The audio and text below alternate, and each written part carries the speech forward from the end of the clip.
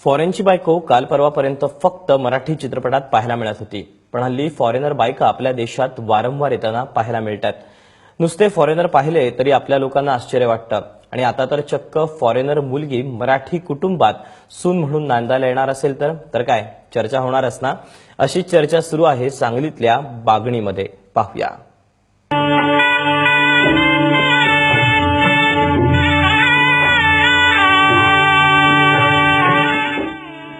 मंदार माळी, मुक्काम पोस्ट बागणी, तालुका वाळवा, जिल्हा सांगली याचा विवाह संपन्न होतोय निकोला बेलीशी, जी आहे मूळची अमेरिकेची.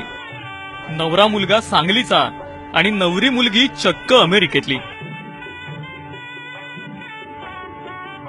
शिकागोमध्ये शिक्षणाच्या निमित्तानं मंदार आणि निकोला भेटले आणि एकमेकांच्या प्रेमात पडले.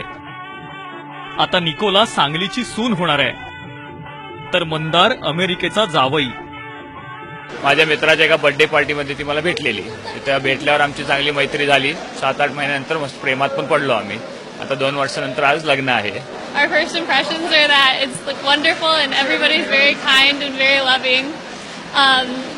बागणी सुंदर आहे.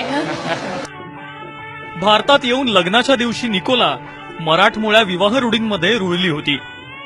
साता समुद्रावरून आलेली वऱ्हाडी मंडळीही अगदी मराठमोळी झाली होती. फॉरेनर वऱ्हाडी मंडळींमध्ये मराठमोळ्या विवाह सोहळ्याचा उत्साह ओसंडून वाहत होता. He's very close to his sisters.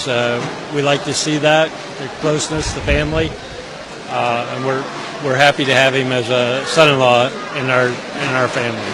Very nice, very well done, and it was way different than our weddings at home. So, and we're happy to have Mandar in our family, our new son. पण इकडे परदेशी मुलीशी विवाह करण्याच्या निर्णयानं मात्र मंदारचे आई वडील काहीसे थबकले.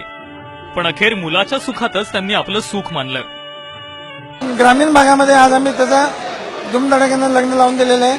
आम्ही माळी सर्व कुटुंबीय ते खुश आहोत. त्याच्यामध्ये हे फक्त सिनेमातच घडतं असं वाटत होतं, पण आज हे प्रत्यक्षात घडलेलं आहे आणि याचा आम्हाला सार्थ अभिमान वाटतो. काल परवापर्यंत जाती पोटजातींच्या मर्यादेत अडकलेला विवाह आता देशांच्या सीमारेषा आणि मर्यादा ओलांडतोय. या निमित्तानं देशांनाही आता व्याही असल्याची भूमिका बजावायला हरकत नाही. कुलदीप माने, एबीपी माझा, सांगली.